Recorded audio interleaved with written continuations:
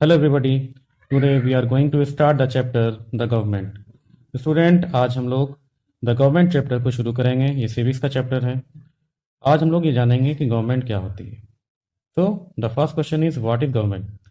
The answer is government is an important element of the state which runs the combined effort of legislature, executive and judiciary. Students, government की जहाँ तक बात है तो government एक governing body होती है जो एक कंट्री के अंदर में होती है और उस कंट्री को वो सही ढंग से चलाती है। गवर्नमेंट के बिना कंट्री के लॉ एंड ऑर्डर और अदर जो काम होते हैं वो सही ढंग से नहीं हो सकते हैं। इसके लिए ज़रूरी है कि हर एक कंट्री या हर एक स्टेट को सही ढंग से प्रॉपरली रन कराने के लिए एक सरकार की, एक गवर्नमेंट की ज़रूरत पड़ती है। जहाँ तक गवर्नमेंट के डिफरेंट बॉडीज़ की बात है तो गवर्नमेंट के 3 बॉडीज़ होती है, एक लेजिस्लेचर, दूसरा एग्जीक्यूटिव और तीसरा होता है जुडिशरी। लेजिस्लेचर कानून बनाता है, एग्जीक्यूटिव उस कानून को पालन में लाता है और तीसरा होता है जुडिशरी। अगर किसी ने कानून को तोड़ा तो कानून को तोड़ने की सज़ा जुडिशरी देता है।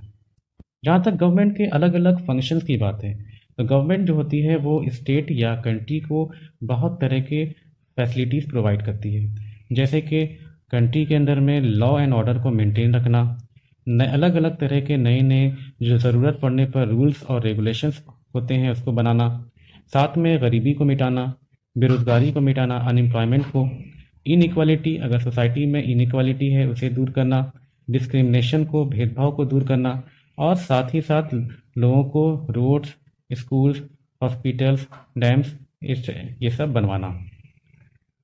अब जहाँ तक गवर्नमेंट के अलग अलग फॉर्म्स की बात है तो वर्ल्ड में अलग अलग फॉर्म्स हैं। जैसे कुछ कंट्री में डिक्टेटरशिप है, वहाँ पर गवर्नमेंट नहीं है, वहाँ पर एक आदमी है तानाशाह और वो ही उस कंट्री को चलाता है। ये सिस्टम डिक्टेटरशिप कहलाता है। इसके बाद आता है डेमोक्रेटिक सिस्टम, जो कि वर्ल्ड का one of the best system माना जाता है। इसमें पब्लिक में से ही एक रिप्रेजेंटेटिव को चुना जाता है और वो उस कंट्री को चलाता है। ये सिस्टम हमारे कंट्री में है। इसके बाद तीसरा है किंगशिप। किंगशिप यानी कि राजा होते हैं और राजा पूरे कंट्री को चलाते हैं। ये 3 सिस्टम वर्ल्ड में अभी प्रिवेलेंट है। Now our next topic is representative democracy. अब हम लोगों ने डेमोक्रेसी के बारे में जाना कि डेमोक्रेसी पब्लिक का रूल होता है, पब्लिक इसमें रूल करती है और पब्लिक के ज़रिए चुने गए रिप्रेजेंटेटिव को हम लोग कंट्री का हेड बनाते हैं। तो अब ये जो है रिप्रेजेंटेटिव डेमोक्रेसी, इसके बारे में हम लोग ये जानेंगे कि जैसे एक कंट्री है, छोटी कंट्री है, तो वहाँ पर सभी लोग उस कंट्री के लिए एक जगह बैठकर डिस्कशन कर सकते हैं और कंट्री के हक में जो अच्छा फैसला होगा वो ले सकते हैं। लेकिन अगर एक बड़ा कंट्री है, जैसे एग्जांपल इंडिया, तो यहाँ पर इतनी आबादी है, यहाँ पर सब लोग एक जगह जमा होकर के कंट्री के लिए डिसीजन मेकिंग नहीं कर सकते हैं। उसके लिए ज़रूरी है कि हम अपने में से एक रिप्रेजेंटेटिव को चुने और वो हमारी तरफ से जाकर के पार्लियामेंट में या असेंबली में काम करें। इस तरह की डेमोक्रेसी को हम लोग रिप्रेजेंटेटिव डेमोक्रेसी कहते हैं। इसमें हर एरिया से एक रिप्रेजेंटेटिव असेंबली में या पार्लियामेंट जाता है और वहाँ पर वो अपने एरिया के पब्लिक के बिहाफ में काम करता है। जैसे हमारे यहाँ सेंट्रल गवर्नमेंट में एमपीज होते हैं और स्टेट गवर्नमेंट में एमएलएज होते हैं। अब हमें यूनिवर्सल एडल्ट फ्रेंचाइज के बारे में जानना है। यूनिवर्सल एडल्ट फ्रेंचाइज यानी कि वोट देने का अधिकार। ये जो है डेमोक्रेसी जहाँ पर होती है वहाँ पर ये राइट दिए जाते हैं।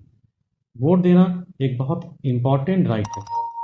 लेकिन जब डेमोक्रेसी की शुरुआत हुई थी तो स्टार्टिंग में शुरू में वुमेन को वोट देने का राइट्स नहीं था। ये एक डिस्क्रिमिनेटरी रूल था।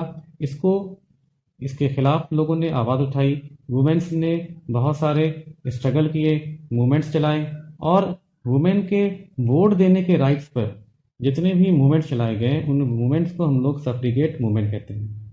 अलग अलग कंट्रीज़ में ये मूवमेंट चलाए गए और जहाँ जहाँ लोगों को, जहाँ जहाँ वुमेन को वोट देने का राइट नहीं था वहाँ उन्हें वोट देने का राइट मिला। तो इस तरह से कंक्लूज़न के तौर पे हम लोग ये कह सकते हैं कि एक कंट्री को चलाने के लिए गवर्नमेंट की ज़रूरत होती है। गवर्नमेंट के अलग अलग ऑर्गन्स, अलग अलग बॉडीज़ होती है, लेजिस्लेचर, एग्जीक्यूटिव, और जुडिशरी।